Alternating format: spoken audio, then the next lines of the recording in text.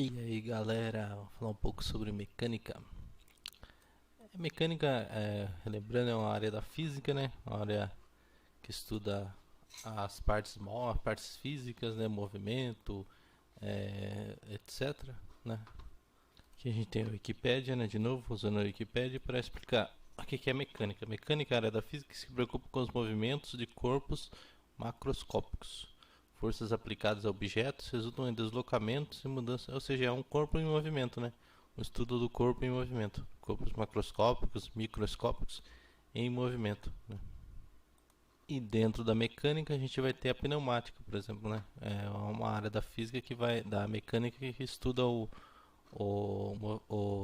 ar, né? No caso, o movimento gerado pelo ar. Pneumática, derivado do grego, pneuma significa fôlego e sopro. Logo, pneumática é o sopro em movimento, ou seja, o ar, né? O movimento do ar.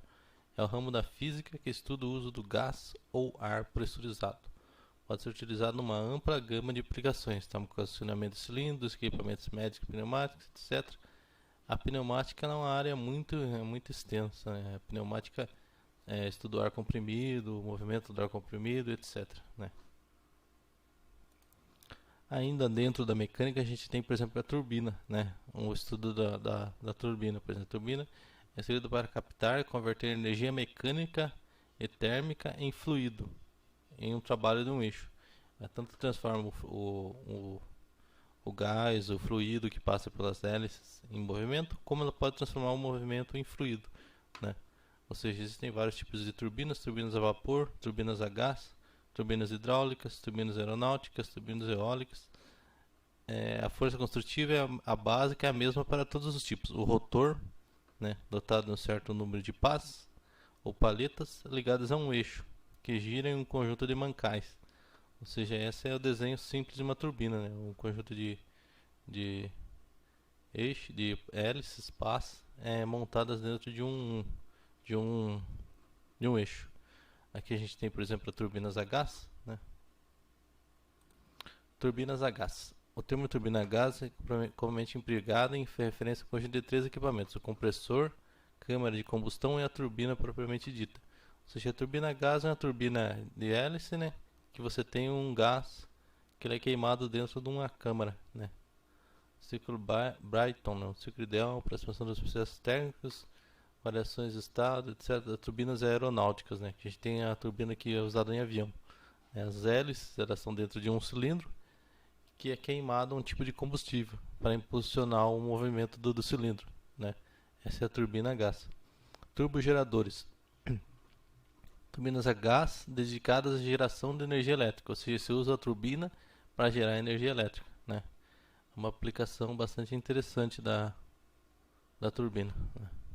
Voltando ao estudo da mecânica, a gente tem dentro da mecânica a gente tem os motores, né? Motores a combustão, por exemplo.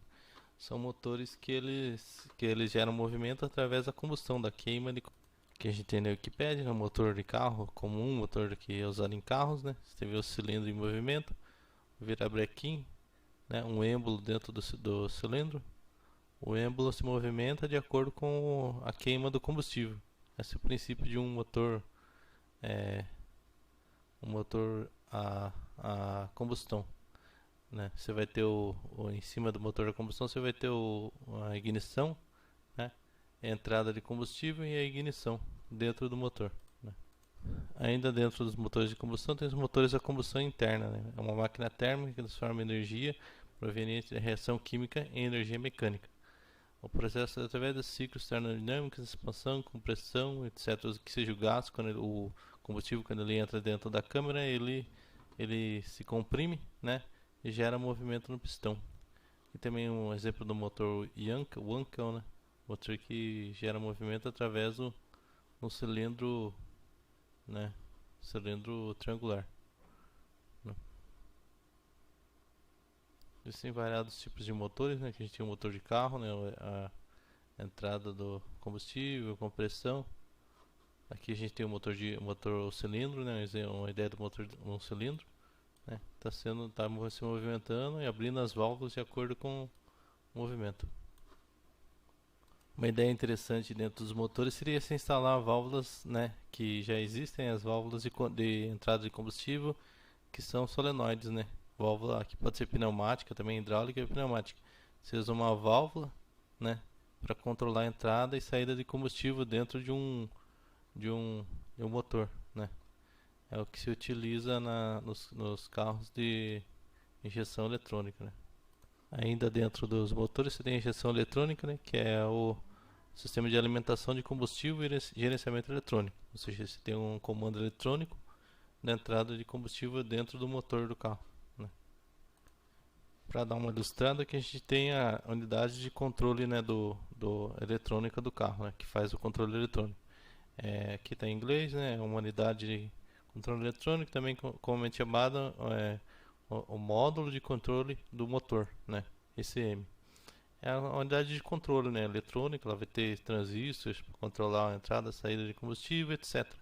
Né? Aqui você tem aqui que a unidade faz: controle de engrenagens, tempo de ignição, controle de lançamento, regulador de combustível, de pressão de combustível, etc. Inúmeras atividades que você vai ter dentro do controle eletrônico do carro.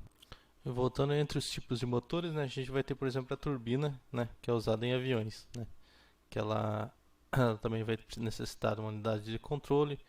Ela, por exemplo, você tem a turbina aeronáutica, né, que ela vai ter uma câmara de combustão, que é parecida com a do carro, né, onde você faz a combustão do combustível, impulsionando e gerando maior potência na geração de motores. Que no caso você tem o motor aeronáutico, motor de combustão interna, né. Ela é usada em aviões, né, porque ela comprime o ar e gera mais. Tem vários tipos de turbinas também: termojato, turbojato, etc. Aqui a gente vai ter também a propulsão do foguete, né? Foguete espacial, né? A propulsão do foguete se dá quando substâncias químicas são misturadas na válvula de ignição. É bastante parecido com a ideia da turbina. A diferença é que o motor de foguete você não vai ter a entrada de ar, né? Ele usa oxigênio comprimido, oxigênio líquido, para gerar a combustão, né? E mais o combustível, né? No caso, às vezes combustível sólido também, para dar maior impulso, né? O termo foguete é usado distintivamente para qualquer tipo de motor que não utilize o ar para queima de combustível do propelente. Ou seja, você não usa o ar, você tem que usar algum combustível sólido, por exemplo, pólvora, etc., né? Até mesmo nucleares. Unidades propulsionadas por combustível líquido recebem a nomenclatura de mecanismo de foguete. Ou seja, você vai ter uma turbina, mas que não funcione com entrada de ar, né? Ela só gera a saída. Aqui a gente tem uma ideia de uma turbina simples, né? Você vai ter um motor aqui desse lado, um motor que rotaciona o eixo, uma hélice, né? Uma hélice de entrada, né? Onde o ar ele é comprimido, ele entra. Daí uma câmara de combustão, né? A entrada do combustível, que pode ser um gás ou pode ser um combustível simples. E aqui a saída do combustível, né? É interessante notar que você tem uma inclinação entre a entrada e a saída. Você tem uma inclinação. Essa inclinação é muito importante no estudo da turbina, né? Aqui a gente tem uma ideia num GIF que está mostrando como que funciona a entrada A turbina é muito interessante porque ela usa menos combustível, né? Você tem mais eficiência. Você pode gerar ar comprimido na saída, né? Movimentar um dínamo, etc. Aqui você tem a ideia do combustível sendo queimado dentro da turbina, né? Aqui você tem o modelo da turbina, como que ela funciona, girando dentro do cilindro, né, da câmara de combustão, né? Outro tipo de motor que é pouco falado também é o motor de iônico, né, que é usado nos foguetes, né? É uma área um motor baseado na física, né, que é muito eficiente também na geração de movimento, né, propulsando naves espaciais, vários métodos, etc. Todas as naves atuais usam foguetes químicos, né, para ela conseguir sair da atmosfera. No entanto, quando ela está no espaço, ela precisa de um motor que funcione, né, de uma forma mais veloz. Aqui a gente tem uma ideia do motor de dobra espacial que é usado na Star Trek. Na verdade, ele é um conceito, né? Só que ele é um conceito baseado num conceito físico que pode ser concretizado, né? Você tem a criação do motor de dobra espacial, é possível usando várias formas né? Na verdade, você dilata o tempo na frente e você comprime atrás, né? Você vai ter uma forma de impulsionar a nave, né? Aqui você tem uma ideia da velocidade de warp, né? Medida pela equação, ou seja, essa aqui é a quantas vezes a velocidade da luz você consegue aumentar, né? Aqui a gente tem uma propulsão a laser, né? Uma forma de propulsão de naves espaciais que utiliza o poder de um feixe de laser. Você usa o laser para impulsionar a propulsão da nave. Na verdade, é no espaço, né? Uma forma de você gerar propulsão no espaço. Aqui, voltando à física de novo, a gente tem o propulsor de íons. É um dos tipos de propulsão espacial que utiliza um feixe de luz à base de energia elétrica, né? No caso, você usa um íon para gerar a propulsão.